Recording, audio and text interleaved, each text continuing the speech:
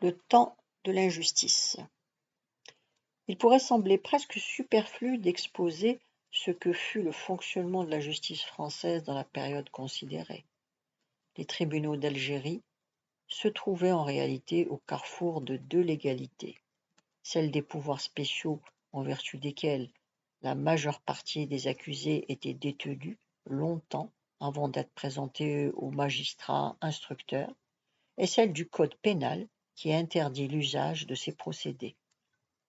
Une telle situation existait du reste avant la guerre d'Algérie. Comme le note l'inspecteur général Guillaume, c'est en fait la police qui menait l'enquête préalable. La loi sur l'état d'urgence, 31 mars 55, et le décret du 17 mars 56 radicalisent cette situation. Désormais, n'importe quel délit commis après le 31 octobre 54, fût-il un attentat à la pudeur, peut être soustrait, et en effet souvent soustrait, à la compétence des tribunaux de droit commun.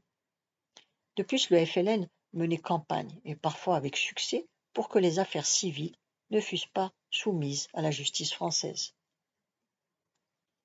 La loi sur les pouvoirs spéciaux et l'application qui en fut faite eut bien d'autres conséquences.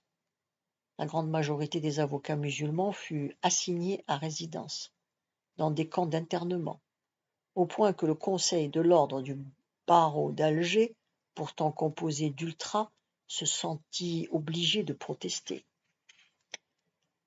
Le bâtonnier raconta même au président de la commission de sauvegarde, et qui en fait état dans son rapport, cet épisode caractéristique.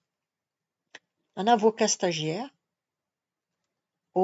maître Omar Menouer, qui s'était montré peu assidu aux travaux de la conférence du stage, fut par lui convoqué, sermonné et désigné d'office pour la défense d'un terroriste. Maître Menouer accomplit sa mission. 2 jours après, il était arrêté et interné au camp de Lodi. Après l'ordonnance du 7 janvier 57 et le passage des pouvoirs aux militaires, la justice régulière fut en fait complètement dépouillée de ses droits. Le procureur général d'Alger, Jean Reliquet, qui exerça ses fonctions d'octobre 56 à septembre 58, en était réduit à ouvrir des dossiers sur la base de coupures de presse. Il écrivait au garde des Sceaux du gouvernement Mollet, François Mitterrand, « La presse constitue actuellement, je le dis à regret, la principale, si ce n'est l'unique source d'information de mon substitut général et de mon parquet d'Alger. » Une circulaire du général Allard en date du 20 avril 57 disait bien « Les noms des assignés à résidence sont communiqués au procureur sous le sceau du secret. » Mais ajoutait aussitôt que les dossiers en cours d'examen ne devaient pas être passés à la justice avant que l'autorité militaire ait donné son consentement. Cet état d'ignorance se retrouve de la base au sommet. Le 2 avril 57, le garde des Sceaux, qui avait pris la lourde responsabilité de faire procéder aux premières exécutions capitales, fut entendu par la commission de la justice de l'Assemblée nationale. Il put simplement faire état de ses bonnes intentions et renvoyer pour le reste à son collègue Robert Lacoste. Au cours de ces 2 derniers mois, à Alger, la justice civile n'a eu à connaître que du cas de 39 personnes impliquées dans 17 affaires. Ces 39 personnes ont été présentées par les services de police et de gendarmerie au parquet d'Alger dans les délais légaux. Les choses étant ce qu'elles étaient, il ne fallait certainement pas s'attendre à ce que la magistrature d'Alger fût capable de mettre fin à la torture. La plupart des victimes ne portaient pas plainte, soit par ignorance ou mépris des mécanismes légaux, soit par peur des représailles. Des enfants furent assassinés parce que leur frère ou leur père avaient dénoncé les tortures qu'ils avaient subies. Quand la victime était à la fois innocente, au sens de la loi française, et capable de se plaindre, il arrivait qu'un compromis financier terminât l'affaire avant toute instruction. Citons seulement 2 petits faits. Le 25 février 57, un gardien de la paix musulman, A.S. fut arrêté et mis à la disposition des parrains du lieutenant-colonel Bijard. Il fut battu, mâchoire fracturée, torturé à l'électricité, brûlé à l'essence. Tout fait attesté par certificat médical. Le commissaire Gilles, ancien déporté à Mattenhausen, mena l'enquête. A.S. ne porta pas plainte, mais donna, le 24 juillet, reçu d'une somme de 600 000 francs destinée à faciliter sa mutation et sa réinstallation à Quimper. Le 31 mars 1957, à 2 heures du matin, A.B., veilleur de nuit à l'hôtel Albert Ier, est sollicité par le lieutenant para Jean-Marie Le Pen, député du 5e arrondissement de Paris, et par plusieurs de ses camarades de leur servir à boire. L'heure des consommations était passée, et le lieutenant paraissait ivre. A.B. refusa de le servir. Le Pen conduisit aussitôt A.B. à la villa Césigny. A.B. porta plainte pour torture, mais se rétracta, 1 million lui ayant été versé sur les fonds secrets. Le 1er avril 1957, l'Écho d'Alger pouvait annoncer que le général Massu avait décoré le lieutenant Le Pen de la Croix de la valeur militaire. Dans quelques cas où les traces des tortures étaient particulièrement visibles, le procureur général se rendit personnellement à la prison sans obtenir que les victimes portassent plainte. Lui-même eut le courage d'ouvrir d'office un certain nombre d'informations. Il n'y eut en fait de compte qu'un nombre infime de plaintes, et comme dans la grande majorité des cas, les tortionnaires étaient des militaires. Ce fut la justice militaire qui se trouva, d'office, compétente. Un ordre d'enquête relatif à 31 affaires fut signé le 20 avril 1957. Maître Maurice Garçon, secrétaire général de la commission de sauvegarde, examina le dossier dans les premiers jours de juin. À notre grande surprise, nous devons constater qu'il ne semble pas que la justice militaire, pourtant saisie, puisqu'une instruction est ouverte, ait rien fait pour tenter de découvrir la vérité. Il fait observer que c'est seulement 2 ou 3 mois après les faits qu'un médecin militaire examina 15 plaignants. Et ce qui concerne un certain Pasco, qui prétend avoir eu l'arcade sourcilière fendue sous les coups, et qui dit qu'on a dû lui placer une agrafe, ce qui assurément laisse des traces. Aucune constatation médicale n'a été ordonnée. Jusqu'à présent, ajoute l'avocat, le juge d'instruction semble avoir rigoureusement rien fait. Le seul acte d'information que nous ayons trouvé dans le dossier est une commission rogatoire envoyée à Paris pour demander à un journaliste, M. Duverger, rédacteur à l'Express, d'où il tenait les renseignements qu'il avait publiés dans un article paru le 5 avril. Il y eut pourtant par la suite quelques confrontations entre les officiers parachutistes et leurs victimes. Les officiers déclarèrent qu'ils avaient reçu l'ordre de traiter les détenus avec la plus grande courtoisie. Si de telles confrontations suffirent à mettre en fureur les officiers mis en cause, on ne saurait dire qu'elles aient été utiles à la justice. Tandis que le tribunal militaire n'eut à instruire qu'une fraction infime des affaires de torture authentiquement vérifiées, la magistrature civile d'Alger n'instruisit quant à elle qu'une seule affaire, la disparition de Maurice Audin. Celui-ci, assistant à la faculté des sciences d'Alger, est arrêté le 11 juin 1957. Son évasion est annoncée le 21.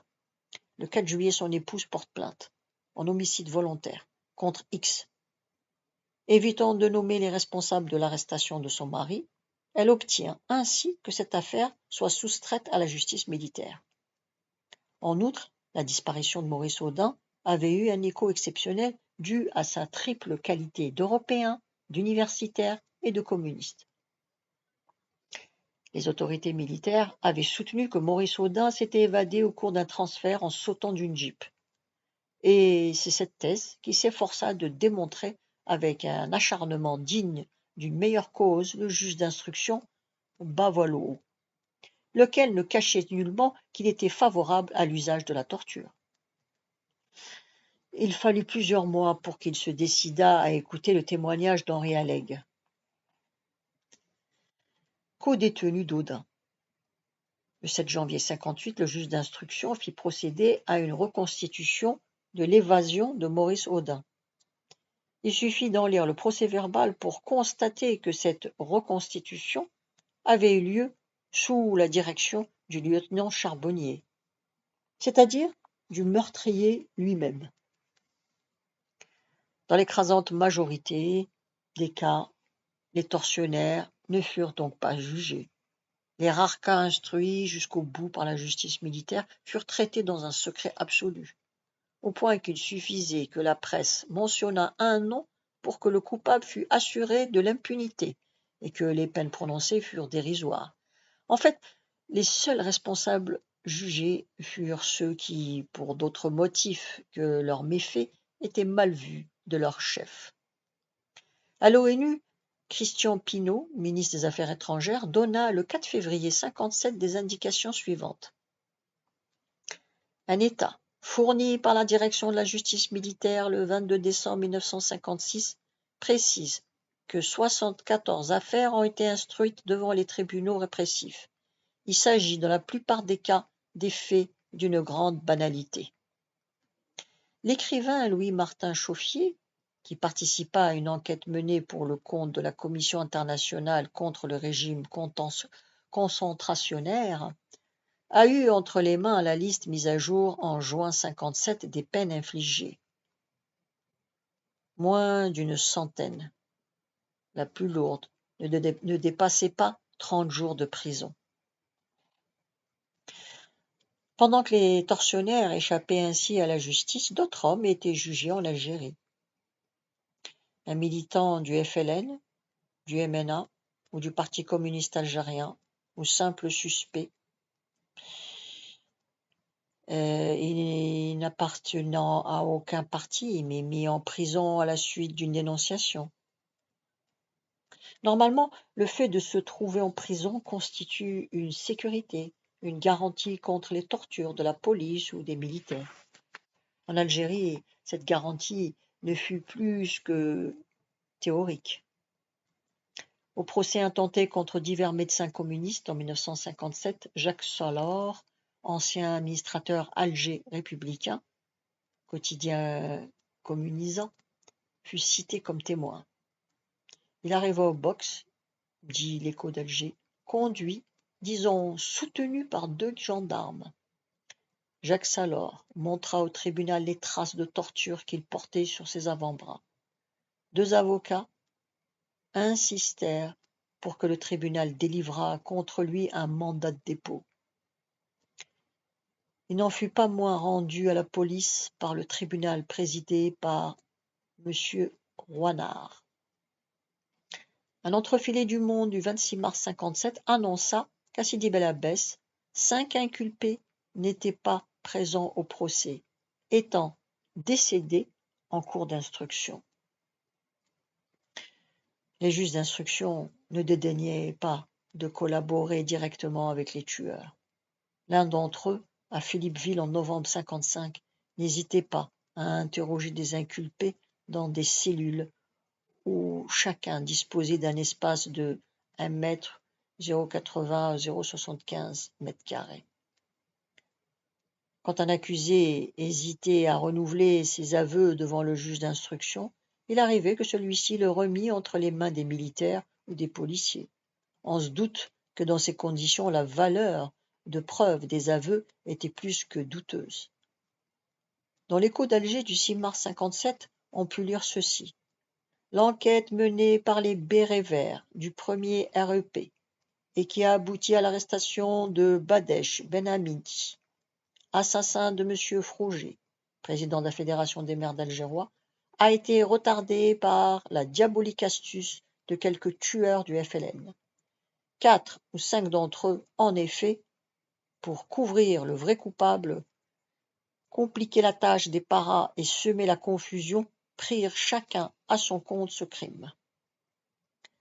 Arrêté le 25 février, Badesh Ben Hamidi fut condamné à mort le 11 avril, sans l'ombre d'une autre preuve que des aveux rétracté. Le métal, dit-il, on peut le tordre, le fer, on peut le fondre. Alors, que peut-on faire de l'homme avec la douleur? René Coty, ayant refusé sa grâce, Badesh Ben Hamdi fut exécuté le 25 juillet 1957. La suite demain. Vous pouvez vous abonner.